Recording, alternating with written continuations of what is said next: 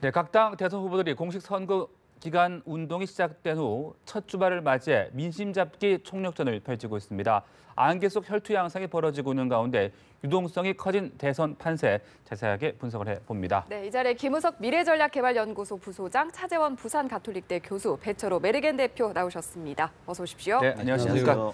네, 주말을 맞이해서 후보들 움직임 더 바빠지고 있는 것 같습니다. 문재인, 안철수 후보 얘기부터 좀 해보고 싶은데 지금 PK 지역에서 전면전을 펼치고 있어요. 근데 좀 눈에 띄는 게 같은 지역을 좀 시차를 두고 또 다른 동선으로 이동하는 이른바 지금 발자국 유세, 발자국 지우기 유세라는 말이 나오고 있는데 어떻게 좀 보고 계십니까? 일단 두 분이 공통점이 있잖아요. 네. PK 출신인데다가 호남에서 그 압도적인 지지를 받고 후보가 됐다라는 것, 그리고 양강 구도를 형성한 두 분이 초기에는 TK와 호남에서 시작을 했어요. 지난주에 후보가 등록하자마자. 그리고 문 후보 같은 경우에는 TK에서 시작해서 그 다음날 호남으로 갔고, 안 후보 같은 경우는 호남에서 시작해가지고 그 다음날 TK로 갔죠. 네. 그리고 본격적인 선거전을 하는 이번 주말, 그 후보 등록 이후에 첫 주말 아니겠습니까? 이때 격전지인 PK로 갔다라는 걸 의미하는 바가 크다고 봅니다. 결국은 TK 호남에서 세를 모아가지고 그 PK에서 승부를 하고 마지막 승부는 결국 수도권에서 한다. 이런 시나리오가 있는 것 같아요. 그런 면에서 첫 주말이기 때문에 PK에서 확실하게 그 회전을 하고 네. 그 다음에 수도권에서 승부를 보겠다. 이런 전략이 있는 것 같고요. 그 다음에 충청권은 결국 끝까지 그 표심을 알 수가 없는 거 아니겠습니까? 그래서 결국 복귀할 때야 전체 판도에 반영이 됐다라고 하는 게 드러나는 거죠. 네. 그런 면에서 전국을 도는 동선의 작전은 그런 구도에서 굉장히 그 잘 짜여 있다라고 보고, 네. 반면에 새가 좀 없는 그 분은 수도권에서 시작해가지고 뭐 고향으로 가고 이런 것들이 있겠죠. 그런데 이 양강구도에서 이번 주말에 PK 그 회전은 역시 주인이 없는 데라고 하는 측면에서 굉장히 의미가 있다 이렇게 보여집니다. 네, 차 교수님은 어떻게 보고 계십니까? 예, 뭐 저도 같은 생각인데요. 뭐 지금 그 양강을 형성하고 있는 두 후보 입장에서는 본다고 한다면 서로가 생각하는 전략 지역이라는 것이 상당히 겹칠 수밖에 없는 네네. 상황입니다. 네. 앞서도 뭐 말씀하셨지만 이 두 사람이 다 이 그 지역 정치적 기반이 야당에 두고 있지 않습니까? 그렇게 여야 대결이 아니기 때문에 이 야야 대결이라는 측면에서 지역 구도 자체가 많이 희석화되고 있는 측면이 있는 거고요. 그러다 보니까 두 사람의 이 지금 유세 일정 자체가 상당히 겹칠 수밖에 없는 상황이다. 네네. 예. 그럼에도 불구하고 왜 그러면 이번 이 그 공식 선거운동이 시작된 첫 주말에 이 부산 경남에서 이렇게 서로 이렇게 부딪힐 수밖에 없는가? 그러나 우리 앞서 방금 우리 김 소장께서 잠시 언급했지만 이 부산 경남이 일종의 정치적 무주공산의 상태로 빠져들고 있다는 거죠. 뭐 이때까지 우리 투표 형태가 부산 경남 같은 경우는 일당의 상당히 그 지배하는 그런 그 양상이 아주 두드러졌습니다만은 지난번 4.13 총선 때부터 상당히 이 지금 부산 경남의 정치 지형 자체가 분화되는 상황이에요. 예를 들면 지난번 총선 때 부산에서 더불어민주당이 5석, 그리고 또 경남에서 3석이나 확보를 했고요. 그리고 또 국민의당도 부산에서 정당 득표율이 23% 가까이 그 확보를 하면서 말 그대로 부산이 이번에는 특히 또 이 과거 새누리당이 이 분당 국면을 거치면서 이 지금 부산 같은 경우는 거의 3당 체제가 돼버리고 말았습니다. 그렇기 때문에 이러한 새롭게 재편된 이러한 상황에서 어느 특정 당이 그렇게 이 주도권을 뭐 확보하지 못한 상황에서는 먼저 가서 이렇게 이 표심을 잡는 것이 중요하다. 그리고 무엇보다도 지금 양강 후보를 달리고 있는 문재인, 안철수 두 사람의 이 생물적 고향, 어떻게 따지면 또 정치적 고향이 부산이기도 하다. 그런 측면에서 안방을 내줘서는 안 된다는 그런 그 생각도 많이 강하게 작용한 하나의 동선이 아닌가 하는 생각입니다. 네. 그런가 하면 홍준표 후보는 서울역 광장에서 일명 서울 대첩에 나섰고 또 유승민 후보 같은 경우는 영남권을 찾았습니다. 동선에서 좀 확연한 차이가 나타나는데 이건 어떤 의미가 담긴 그런 행보라고 볼 수 있을까요? 일단은 홍준표 후보는 집안 토끼를 잘 다스려야 할 그런 초기에 시작할 때 그게 중요했지 않습니까? 그래서 TK를 중심으로 해가지고 영남 동원을 다져놓고 보궐선거의 승리와 지지도 상승이라고 하는 그 힘을 가지고 서울로 상경하라는 거예요. 그래서 결국 주말 집회가 있는 태극기 주말 집회가 있는 오늘 서울로 상경하는 그런 구조로 돼 있는 거고, 유 후보 같은 경우에는 자기 지역인데도 불구하고 TK에서 굉장히 불리한 상황이었단 말이죠. 그래서 TV 토론 같은 어떤 그 여론전에서 굉장히 힘을 얻어가지고 이번 주말에는 역시 그 고향을 찾아간다라고 하는 그래가지고 동력을 다시 한번 만들겠다고 그래가지고 다시 영남으로 가는 그래서 이게 크로스 되는 걸 보면은 둘 다 강점과 약점이 굉장히 잘 반영이 돼 있는 동선이다 이렇게 볼 수가 있고요. 결국은 홍 후보와 유 후보는 보수 적자가 누구냐의 게임 아니겠습니까? 대통령 되는 건 그 다음 얘기고 네. 보수 적자의 정통성을 누가 갖느냐라고 하는 경쟁에서 지금은 완전히 다른 접근을 하고 있는 거죠. 그런 면에서 보면은 대선 후의 포석이다 이렇게 보여집니다. 네, 이런 가운데 또 민주당과 국민의당 캠프는 앞서 잠깐 언급하셨듯이 또 호남을 빼놓을 수 없지 않겠습니까? 지금 텃밭을 잡아야 된다는 그런 절박감으로 지금 그곳에서 총력전을 또 펼치고 있지 않습니까? 그렇죠. 앞서도 제가 말씀드렸지만 문재인, 안철수 이 두 분의 이 어떻게 보면 정치적 기반 자체는 이 호남이라는 인데 그 겹친다는 거죠. 네. 그러니까 이 지금 야권의 후보 입장에서는 야권의 안방이라고 할 심장이라고 할 수 있는 호남에서의 우위를 확보하지 못하면 본선 경쟁력 자체가 스스로 여기까지 지금 무너질 수밖에 없다는 생각을 갖고 있기 때문에 그리고 특히 호남 같은 경우는 전략적 투표를 한다. 그래서 대선 부른 후보에게 일종의 표를 몰아주는 그런 양상이 있다고 한다면 지금 이 나타나는 그 이 호남의 지지율 변화로 보면 문재인 후보가 좀 한 10% 이상의 차이로 앞서가긴 합니다만 아직 안심할 수 없는 상태다. 네. 네. 그리고 지금 이 국민의당 안철수 후보 입장에서는 당내의 지역 그 의원들 다수가 지금 호남에 지금 그 기반을 두고 있지 않습니까? 네. 그런 상황에서 호남에서 뒤질 경우에는 이 수도권에서도 국민의당 안풍을 안철수 바람을 일으키기가 힘들다는 생각을 하기 때문에 이걸 놓칠 수가 없는 거죠. 그래서 오늘은 그 지금 후보들은 이 부산 경남 쪽에다가 상당히 올인을 하지만 당 차원에서는 또 이 후보들이 비워두고 있는 네. 이 어떻게 보면 정치적 안방이라고 할 수 있는 호남에다가 상당히 지금 그 집중 공략을 할 수밖에 없는 그런 상황이다.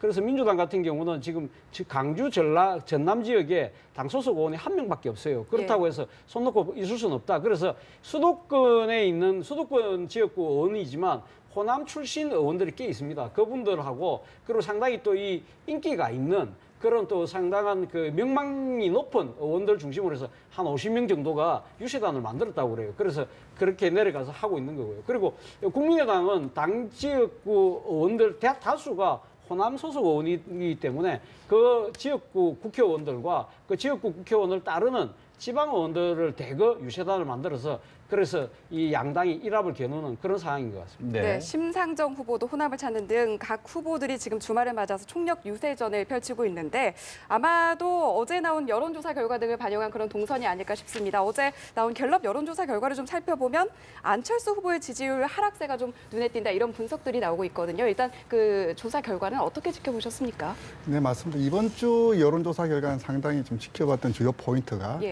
후보 등록 후 처음으로 발표되었다는 점, 그리고 지난주 안철수 후보의 집중적인 네거티브 공세가 과연 낙폭이 얼만큼 나타났을까요? 예. 두 가지가 주요한 관전 포인트였는데요. 네. 아무래도 안철수 후보의 낙폭을 보면은 50대 그 무당층 그리고 중도 호남에서의 낙폭이 그 전체적인 흐름을 좀 주도했다 이렇게 좀 보여지고요. 예. 문재인 후보 같은 경우는 전주조사 대비해서 큰 차이가 없이 간격이 크게 벌어진 그렇게 보입니다. 그랬을 때 무당층의 흐름이 지금 전체적으로 판세를 좀 유동성을 격화시키고 불확실성을 증가시키는 중인데 네. 이번 그 갤럽 조사뿐만 아니라 엠브레인 조사, 한국 리서치를 보더라도 무당층에서 쭉 빠졌던 것이 전체적으로 안철수 후보의 지지층을 낮게 만들고 예. 그것이 간격을 벌린 큰 요소가 아닌가 그렇게 보여집니다. 네, 특히 네. 지역별로 자세히 살펴보면 보수 그리고 호남 지지층 이탈이 크게 작용한 것으로 지금 그 분석 결과 나타나고 있는데요. 반전의 포인트 어디에서 모색해야 될지 이 부분에 대한 분석들이 많이 나오는데 어떻게 보세요? 일단은 호남을 지키고 영남을 어떻게 공략하는지 아니겠습니까? 지금 단계에서는 말했듯이 마지막에 수도권에서 결판이 날 텐데 지금 아까 말씀하셨듯이 호남은 당에 맡겨야 하는 상황이에요. 그래서 당에 호남 사람들이 전략적 투표를 할 수밖에 없거든요. 그리고 어차피 다 우리 후보인데 될 사람을 밀어줘야 한다는 건 너무나 당연한 거예요. 그런 면에서 호남에 너무 집중하는 뭐 성의야 보여야겠지만 호남에 집중하는 것만 가지고는 한계가 있다.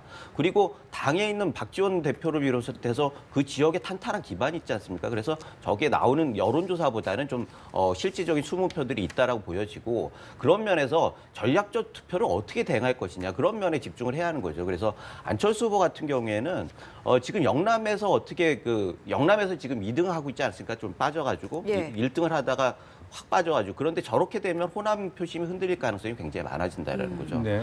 결국은 호남에서는 안 될 사람에 대해서는 지지를 처리할 수밖에 없는 거고 그런 면에서 안철수 후보 같은 경우에는 좀 균형 있게 하되 당은 호남에 맡기고 본인은 영남이나 수도권 다른 지역에 집중을 함으로써 좀 외형을 확대하는 그런 방향으로 가야 하는 거고 또 확실한 거는 지금 안철수 후보의 다리를 잡고 있는 건 결국 기회이기도 하지만 당이나 박지원 대표예요.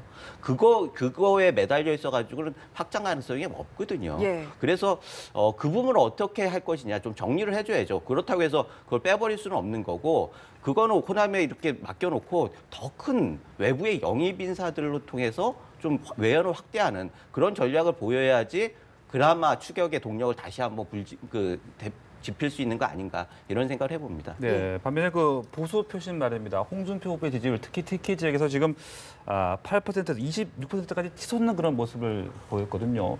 보수 결집 신호탄으로 볼 수 있겠습니까? 그래서 이번 조사만을 놓고 네. TK에 앞섰다라고 말하는 것은 엄밀한 조사 방법론적 의미에서는 타당하진 않고요. 그냥 1000명 조사했을 때 100명의 오차 범위가 플러스 마이너스 9.9%포인트, 즉 20% 정도의 정감이 있을 때 네. 그것이 의미가 있다라고 하는데 중요한 것은 좀 이런 것 같습니다. 뭐냐면은 지금 보수층의 딜레마가 문재인을 잡을 안철수를 찍을 것인가 아니면은 가치와 정체성에 부합하는 그나마 홍준표, 유승민으로 갈 것인가 이런 고민들이 좀 여실히 나타나고 있는 이 현상들. 그리고 무엇보다도 안철수 후보의 지지층이 문재인 후보 같은 경우는 굉장히 균질성이 높고 충성도가 높다. 하지만 안철수 후보는 균질성이 낮고 충성도가 낮다. 근데 이 흐름이 어느 때까지 갈 것인가가 네. 이번 주에 주요한 포인트였었는데요. 지금 봤을 때 일단 보수층에서 일정 부분 홍준표로 집결하는 현상은 네. 보입니다. 특히 TK만 놓고 봤을 때 폴랩 지수를 보면은 예. 안철수 후보는 좀 하락하는 모양, 네. 홍준표 후보는 다지는 모양인데 지금 이것이 본격적인 결집 양상이다.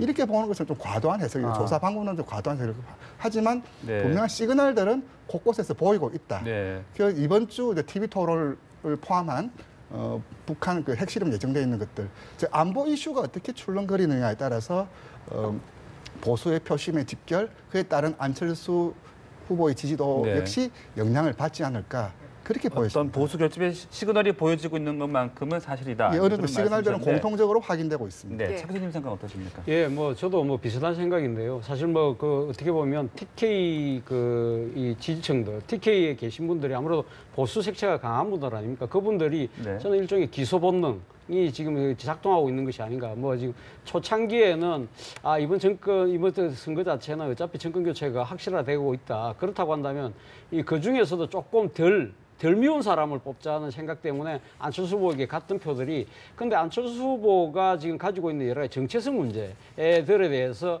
아마 공격당하는 모습을 보고 그걸 방어하는 모습이 아마 실망을 많이 줬던 것 같아요. 예를 들면 안철수 찍으면 박지원 된다는 일종의 박지원 상황론에 대해서 제대로 대처를 못한다든지 지난번 2차 TV 토론회에서 안철수 후보가 상당히 공격받았던 것 중에 하나가 일종의 햇볕 정책을 어떻게 할 것인가 개성 문제에 대해서 공도 있고 과도 있다 하면서 좀 어정쩡한 태도를 취한 점 이러한 부분들이 아마 이 TK 보수들 입장에서는 이 안철수 차라리 미는 것보다는 그래도 우리의 색깔을 제대로 드러내는 것이 이번 대선은 어차피 물 건너 간다 하더라도 다음에 대선 이후에 이 여러 가지 정계 개편을 생각했을 때 그것이 낫다고 생각했을 수도 있다는 것이죠. 네. 그리고 또 하나는 지금 2차 토론에서 불거졌던 이 주적 논란 그리고 또 바로 어제에 또 새로운 논란이 빚고 있습니다만 이거는 아직까지 여론조사에는 아직 제대로 반영은 안 됐습니다만은 지금 대북 인권 결의안을 둘러싼 여러 가지 문제들을 비롯한 안보 이슈에 대해서 또 TK 보수층들이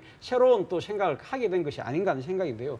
문제는 홍준표 후보가 TK 보수층들을 계속적으로 끌고 가려고 한다면 저는 이런 외생적 변수보다도 이 본인 스스로가 과연 지금 결집되고 있는 TK 보수표들을 어떻게 관리할 것인가 그런 측면에서 상당히 중요하다는 거죠. 그러니까 그런 측면에서 본다고 한다면 홍준표 후보의 계속되는 이런 여러 가지 이 그 논란들, 막말 논란도 있고 이번에 또 그 뭐 성범죄 모의 논란 그런 식으로 해서 보수의 품격을 떨어뜨리고 있는 이런 부분들에 대해서 과연 보수표, 그러니까 TK 보수들이 막판까지 그러면 홍준표 후보를 찍을 것인가 그 부분에 대해서는 여전히 퀘스천 마크는 남아있다 그런 생각입니다. 네, 앞서 짚어주신 뭐 여러 가지 과거와 관련된 논란에 더해서 앞으로 선거 판세로 움직일 주요 이슈 어떤 게 될 것으로 보십니까? 역시 안보 이슈 아니겠습니까? 예. 그 개인적인 검증들에 대해서는 뭐 많이 진행된 부분이 있어요. 그런데 결국 이게 그 개인적인 부분들에 대해 거짓말 논란, 뭐 막말 논란 이런 것들이 있는데 그거에 대해서는 국민들이 마음이 있을 거예요. 그런데 지금 결국 이 엄혹한 안보 현실을 누가 제대로 극복해낼 수 있는가라고 하는 게 마지막 변수가 될 것 같고요.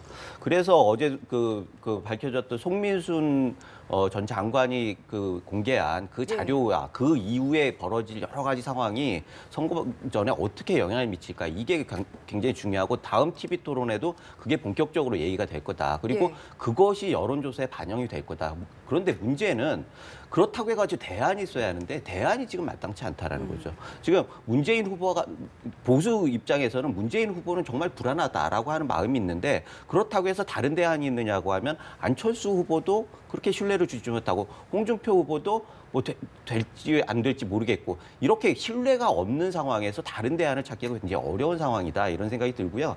그래서 결국은 지금 같은 경우에는 대안을 누가 자임할 수 있느냐, 그거를 어떻게 국민들한테 보여줄 거냐, 그것이 마지막 변수가 될 것 같습니다. 그래서 저는 뭐 문재인 후보나 홍준표 의원은 자기가 할 수 있는 범위가 확실하게 있어요. 그런데 안철수 후보 같은 경우에는 중원에 있기 때문에 원심력이 작용하느냐 아니면 구심력을 만드느냐 그거는 자기 하기에 나름이거든요. 그래서 안철수 후보가 정치력을 보이거나 아니면 외연을 확장하거나 이런 것들을 보여가지고 뭔가 반전의 기회를 가지 않으면은 결국은 지금 구도는 대선 때까지 그냥 간다. 그런 생각이 들기 때문에 지금 키는 안철수 후보가 가지고 있다 이렇게 보여집니다. 네, 같은 주전론과 회고론 논란이 지금 커지고 있는 상황. 각 당 후보들의 전략 어떻게 좀 가져가야 된다고 보십니까? 안철수 후보가 지금 40대 30, 문 후보 대 안 후보 40대 31 구도를 가지고 있는데 안철수 후보의 반등의 포인트가 어느 지점에서 어떤 모멘텀으로 갈 것인가가 대선의 마지막 승부처라고 보여지는데요.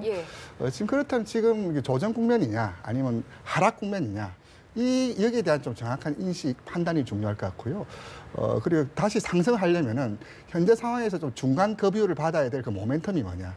일단 지금 과연 대북 안보 이슈만으로 이 상승 엔진으로 작용할 수 있을 것인가. 아니면 저는 그것으로는 좀 일정 부분 한계가 보인다. 결국 마지막 남아있는 후보 단일화 문제, 끝까지 좀 남아있는 이 문제, 결국 압도할 수 있는 이슈, 구도를 만들기에는 결국 안철수 후보의 스탠스, 정치적인 어떤 행보에 따라서 마지막 대선 이 판이 가늠하는 요인이 되지 않을까. 좀 그렇게 보여집니다. 네, 지금 뭐 주적 논란이라든지 회고록 논란의 중심에는 문재인 후보가 있는데 뭐 명쾌하게 뭐 해명이라든지 대응하는 그런 자세가 필요하다라는 의견들도 일부 나오고 있고요.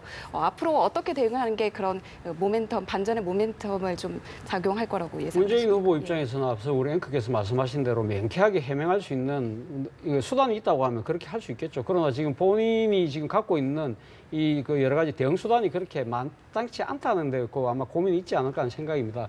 문재인 후보 입장에서는 이번에 주정 논란이라든지 해고록 논란을 보면서 아마 2012년 악몽을 떠올리겠죠. 2012년도에 그 북방 한계선 이 사초 문제 때문에 상당히 논란을 빚었고 그 때문에 3% 차이의 아까운 이 패배를 하면서 분루를 삼켰지 않습니까? 그렇기 때문에 본인 입장에서는 송민순 전 장관의 대북 전통문 문건이라고 이야기하는 그 부분에 대해서는 뭔가 일종의 정치적 의도를 갖고 있다고 이렇게 강하게 지금 반박을 하고 있습니다만은 그 부분에 대해서 아직까지 우리 앵커께서 말씀하신 대로 많은 국민들은 그러면 진실은 뭘까? 그 부분에 대해서 문재인 후보가 사실 자신의 이야기를 뒷받침할 수 있는 뭔가를 제대로 된 걸 내놔야 되는데 아마 그 문건은 갖고 있다는 것이 또 문재인 후보 측의 설명입니다. 그러니까 당시 2007년 11월 16일 날 이 대북 인권 결의안을 결정하고 난 뒤에 그때 회의록 같은 걸 아마 갖고 있는 것 같아요. 그런데 문제는 그 문건 자체를 공개를 못한다. 못하는 이유가 대통령 기록물 관리법이 저촉되기 때문에 못한다. 그러나 이 지금 이 북한에서 보내왔다는 전통문이 지금 그 송민순 장관이 받은 그 전통문이 있다고 한다면 그렇다면 북한이 뭐에 대한 답인지 그럼 국정원이 틀림없이 그것을 통보를 했다고 한다면 국정원에서 북에 보낸 전통문이 있을 거 아니냐. 그거 자체를 그러면 먼저 국정원에서 공개를 하라고 그러는데 국정원은 이런 아주 민감한 대선 시기에서 그걸 우리는 공개할 수 없다. 예. 정치적으로 휘말리지 않겠다는 이야기를 하고 있는 거거든요. 그렇다고 한다면 이거 자체가 얼마 남지 않은 선거 기간 동안 그냥 그 가려지지 않은 채 그냥 넘어갈 수 있는 그런 상황이다. 네. 그렇다고 한다면 문재인 후보를 비판하는 입장에서 본다면 결국 두리뭉실 넘어가려고 하는 것이 아니냐는 아마 비판에 직면할 수밖에 없거든요. 그래서 내일로 예정되어 있는 3차 TV 토론에서 예. 아마 이 부분이 강하게 지금 현재 제기될 부분인데 저는 문재인 후보가 그 법적 검토를 하고 있다고 이야기는 했습니다만 자신의 이야기를 명쾌하게 해명할 수 있는 문건이 있다고 한다면 네. 그거를 조금 무리해서라도 공개하는 것이 맞는 것이 아닌가 하는 생각입니다. 예. 예. 자, 그런가 하면 이제 홍준표 후보는 아까 잠깐 얘기가 나왔지만 자서전에서 고백을 했던 그 돼지 흥분제 이 부분이 지금 논란이 되고 있는데 또 직접 또 해명을 했더라고요. 어떻게 이 부분 보고 계십니까? 그 내용 자체는 네. 뭐 나와 있는 보도된 그대로입니다. 그런데 그 홍 후보가 얘기한 거는 반성의 의미로 쓴 거 아니냐. 거기에도 내용에도 나와 있더라고 보니까 이런 거는 뭐 나중에 보니까 이렇게 큰 잘못이었다 이런 얘기도 있고. 그런데 그래서 그거야 국민들이 판단하겠죠. 유권자들이 판단하실 일이고 문제는 이거를 문 후보가 어떻게 대응하느냐 이런 부분들이 좀 많은 사람들이 관심을 갖게 되는 거 아니겠습니까? 문 후보 입장에서는 안철수 후보를 따돌리기 위해서는 홍 후보가 좀 선전해 주길 바라는 측면이 확실히 있거든요. 예. 그런데 홍 후보가 저렇게 타결받으면 위기감을 느끼니까 사실 이번에 나오는 대응들도 보면은 더불어민주당이나 문 후보 측에서는 굉장히 소극적으로 대응을 한다는 말이죠. 과거에 같았으면은 정말 엄청난 선거 홍보전 이런 것들 통해서 네거티브를 했어야 하는데 그런 것들 안 했다라고 하는 게 좀 지금 판세를 반영하는 게 아닌가라는 생각이 들고요. 결국은 이 부분에 대해서는 해명할 건 했고 사과할 건 했고 예. 그 다음에는 국민들이 판단할 거고 그러나 이 부분 자체가 큰 판세에 영향을 끼칠 것 같지는 않고 결국은 지금은 문 후보와 홍 후보는 지금 있는 거를 지키는 과정이에요. 결국 아까도 말씀드렸듯이 안 후보가 어떻게 하느냐에 따라서 이 구도는 확실히 변화가 있을 수가 있고 그런 면에서 뭐 안 후보가 어떻게 하느냐 이게 국민들이 바라보는 관점인 거죠. 네, 선거가 임박해지면서 지금 여러 가지 이슈들이 속속 터져나오고 있는 상황인데요. 내일 또 TV 토론을 앞두고 있어서 관심이 증폭되고 있습니다. 내일 TV 토론의 관전 포인트는 어떻게 보십니까? JTBC 한국 리서치 조사에 보면은 TV 토론이 이번 선거에 영향을 미칠 것이다라고 응답한 사람이 74.4%입니다. 예. 그리고 R&R 리서치 조사를 보면은 TV 토론을 시청을 해서 지지 후보를 변경할 수 있다라는 의향을 보인 응답자들이 37.1%입니다. 전통적으로 TV 토론은 지지 후보를 변경하는 태도 변화를 애티튜드 체인지보다는 보강 효과, 리인포스먼트 이펙트가 되지 않느냐라고 했는데 이번 선거 같은 경우는 좀 달라질 것 같습니다. 아무래도 선기간이 짧은, 즉 긴 레이스 속에서는 지지 후보를 결정한 상태에서 늦게 결정하는 사람, 미결정층자를 중심으로 해서 TV 토론 효과를 설명할 수 있었다면 예. 이번 대선에서는 TV 토론이 굉장히 큰 효과를, 영향을 미칠 것이다. 그렇게 좀 보여지고요. 지금 아무래도 그 앞서가는 문 후보가 지난번 TV 토론과 마찬가지로 모두의 표적이 될 수밖에 없는 그런 상황에서 지난번 TV 토론 같은 경우는 저는 문재인 후보 쪽에서 굉장히 좀 아쉬운 그런 점이 몇 군데 있었습니다. 예. 특히 주적 발언 이런 같은 경우 모두가 예상했던 질문인데 선거를 캠페인을 진행하는 입장에서 보면은 TV 토론은 아무래도 방어적인데 주력할 수밖에 없거든요. 어떻게 공격을 통해서 득점을 하는 것보다 실수를 최소화하는, 실점을 최소화하는 쪽으로 모아야 되는데 이번에는 아무래도 지난번보다 더 거세게 문재인 후보를 몰아칠 것 같습니다. 특히 대북 문제 같은 경우는 어떻게 되었냐라는 사실관계와 함께 진위 논쟁까지 붙으면서 한층 더 격화될 것 같고 네거티브 문제들 이런 등등들이 다시 한번 더 제기되면서 이번 TV 토론이 이번 2주차 본선 2주차를 전개하는 예. 시작점이 될 것이 되지 않을까 그렇게 보여집니다. 알겠습니다. 지금까지 세 분과 함께 대선 판세 자세하게 분석을 해봤습니다. 말씀 고맙습니다. 고맙습니다.